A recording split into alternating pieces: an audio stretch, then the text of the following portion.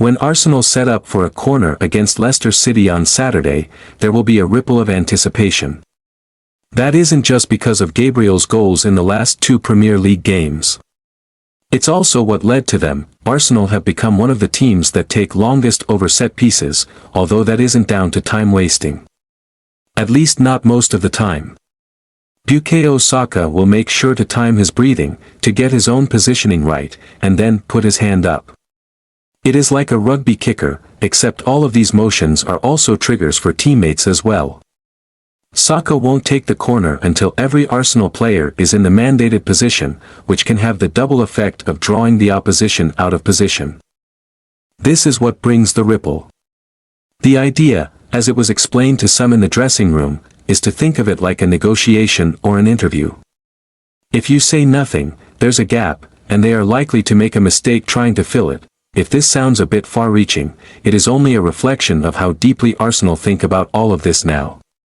It has really become about fighting for every centimetre of opportunity, in the belief that this can maximize results. This week's opposition show the great virtue of that. It's not something Arteta would speak publicly on, but he can remember the frustration of Arsenal's 2015-16 season, his last as a player.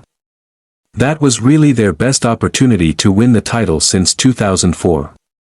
Given the drop-off among major rivals, they were instead easily outstripped by a Leicester team who were cannier and harder. Arteta is understood to have felt there was a contrasting softness to Arsenal, and the discourse of the last week had an ironic edge given how Arsene Wenger's sides were mocked for naivety. Those at rival clubs spoke of a self-defeating purism. With Arteta already planning his move into coaching at that point, he vowed it would not be a criticism made of his own teams. That has directly led to this controversy of Arsenal being accused of the dark arts. Fighting for every centimetre has forced their opposition to fight for everything, almost literally. Others, including some rivals, would put it differently. They describe it as extreme pragmatism, which is in keeping with how Arsenal are now being talked of as one of the best prepared clubs in Europe, that has directly led to this controversy of Arsenal being accused of the dark arts. Fighting for every centimetre has forced their opposition to fight for everything, almost literally. Others, including some rivals, would put it differently.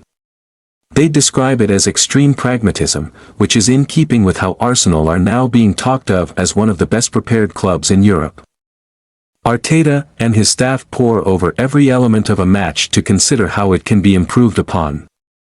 You can almost see the layers, which is itself in keeping with how Arteta's adherence to the positional game sees the pitch split up into different zones. Arsenal use that blueprint to impose the core of the team, which is the manager's tactical ideology. On top of that are the players, and how they interpret the broad approach. There are then the fine details, and final percentage points. The approach to set pieces comes from coach Nicolas Jover, who has earned public admiration from Arsenal's high number of goals from such situations. Arteta had worked with the French set-piece specialist at Manchester City and head-hunted him on becoming Arsenal manager. It was the first step in wider preparation for these final details. Arteta had looked at the statistics and decided it was essential. This was one of his first appointments. That did eventually lead to some animosity between the benches in Sunday's 2-2 draw, since City also realized Jover's value. They tried to block the move, and didn't like that he jumped ship. The appointment was a symbol in how Arsenal would ensure staff are specialized on specific controllable moments. Another illustration was David Raya taking the opportunity of a VAR check to run over to goalkeeping coach Inaki Kana for advice before Atlanta's penalty in last week's Champions League match. The goalkeeper saved Matteo Reteguy's kick before immediately stopping the rebound. Even the latter was viewed in the context of this preparation, as Raya's spin around from a lying position was classic muscle memory from training ground drills, stop and respond. The goalkeeper's recent heroics have so far greatly vindicated Arteta's decision to replace Aaron Ramsdale, although the original reasoning was more specific. Kana suggested Raya after working with him at Brentford because he knew the Spanish international could play a very particular type of pass to beat the press. That is added to his ability to play like a third centre-half when Arsenal build up from the back.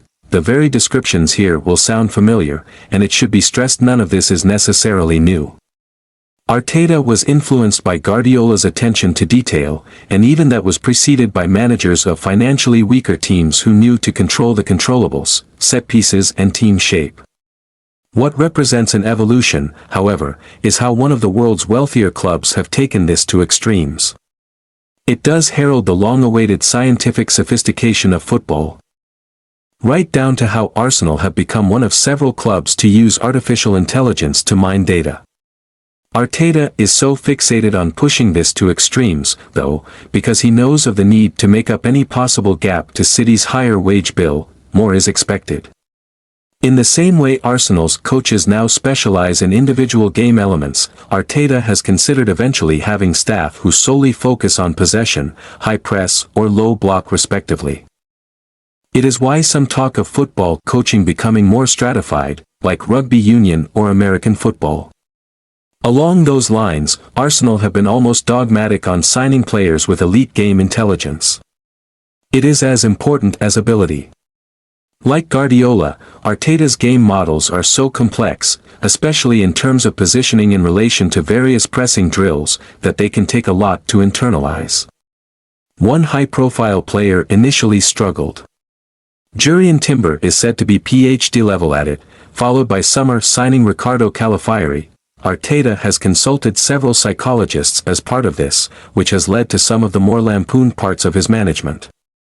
There was the infamous lightbulb stunt in the All or Nothing documentary. And then the gleefully shared accounts of how Arteta deployed a professional pickpocket at a team dinner to teach his team to be alert. It was Arteta himself who wanted an anthem like North London Forever in order to create long-term cultural touchstones that amplify identity.